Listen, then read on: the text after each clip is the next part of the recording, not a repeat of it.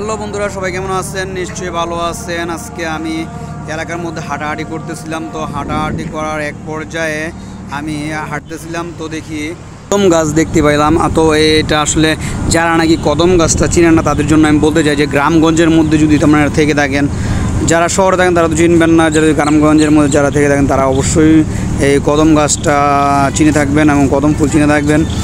তো সামনে এসে দেখলাম বাচ্চারা এই যে কদম গাছের এইখান থেকে একটা কোটা দিয়া ফুল পাড়তেছে। তো এটা দেখে আমাদের ছোটোবেলার কথাটা মনে পড়ে গেল।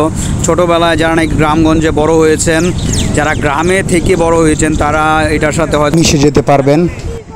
কারণ এই দেখুন বাচ্চাদের মুখে যে হাসিটা, আসলে আমাদের ছোটোবেলা আমরা যখন ছোটো ছিলাম তখন এই রকমের এই কদম ফুলের সিজনটা আসলে কদম ফুল পাড়তাম এবং এটা নিয়ে অনেক ধরনের খেলা করতাম।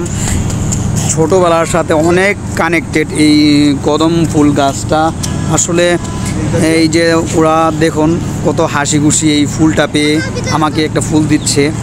তো আসলে এটার সাথে ছোটোবেলার কত স্মৃতি যে জড়ানো আছে সেটা বলার বাইরে।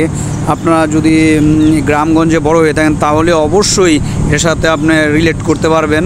আর এই দেখুন ওরা আমাকে একটা ফুল দিয়েছে এটা দেখার জন্য, তো দেখানোর জন্য। দেখুন কত সুন্দর দেখা যাচ্ছে। যাদের এই ফুলের সাথে সুন্দর সুন্দর মধুর স্মৃতি যদি থেকে থাকে তাহলে কমেন্ট অপশনে অবশ্যই জানাবেন কারা কারা এই ফুল নিয়ে খেলা করেছেন। তো সবাই এই ছোট ব্লগটাকে লাইক, কমেন্ট, শেয়ার এবং সাবস্ক্রাইব করবেন। তো আল্লাহ হাফেজ বন্ধুরা, সবাই ভালো থাকবেন।